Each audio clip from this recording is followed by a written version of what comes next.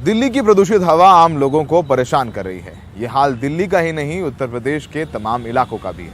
हमारे सहयोगी मेहर पांडे की ये रिपोर्ट देखिए। ऊपर धुंध की मोटी परत और नीचे यमुना की सतह पर जहरीला झाग, ये दिल्ली में यमुना का नजारा है।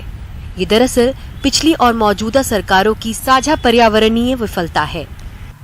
यमुना पर तैरता ये सफेद फोम जहरीला है, लेकिन जैसा आप मेरे पीछे देख सकते हैं, इसमें लोग छठ पूजा के लिए उतर रहे हैं। लेकिन चौतरफा आलोचना के बावजूद और अखबारों चैनलों की सुर्खियों के बाद भी कहीं कोई सुधार नहीं है।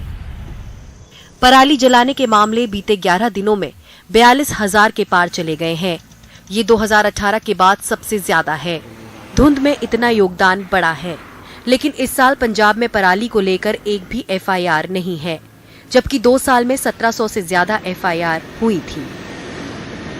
असल में चुनाव में बस 3 महीने बाकी हैं और सरकार किसानों को नाराज करने का जोखिम नहीं उठा सकती। सरकार ने ना सानू हो दिता है। पराली प्रबंधन में हमारी मदद करने के बजाय सरकार हम पर कानूनी कार्रवाई करने, जेल भेजने और करोड़ों का जुर्माना लगाने की धमकी दे रही है। अगर हम करोड़पति होते तो पराली न जलाते। सबसे बुरा प्रदूषण पश्चिमी उत्तर प्रदेश झेल रहा है। देश के 10 सबसे ज्यादा प्रदूषित शहरों में 8 यहीं के हैं। दिल्ली और गाजियाबाद के कुछ हिस्सों में लगातार 8वें दिन बहुत ज्यादा प्रदूषण रहा। प्रदूषण का ये स्तर स्वस्थ लोगों के लिए भी खतरनाक है और जिन्हें पहले से कोई बीमारी है, उन पर इसका गंभीर असर पड़ सकता है, जैसे पास के हापुड़ में रहने वाले परविंदर सिंह पर, जिन्हें अस्थमा है। जब से ये पोल्यूशन बढ़ा है हापुड़ के आसपास, तो उसके बाद जो है सांस लेने में दिक्कत हो रही है और डॉक्टर ने भी सुबह शाम निकलने के लिए मना कर दिया घर से बाहर।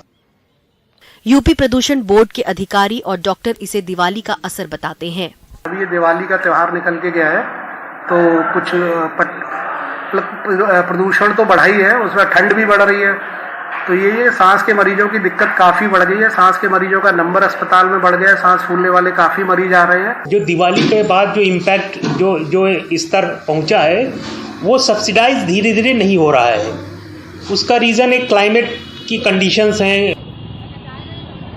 प्रदूषण की समस्या पिछले तमाम वर्षों में विकराल होती चली गई है। इसकी सबसे ज्यादा कीमत आम लोग ही चुकाते रहे हैं। लखनऊ से आलोक पांडे के साथ दिल्ली से मेहर पांडे, NDTV इंडिया।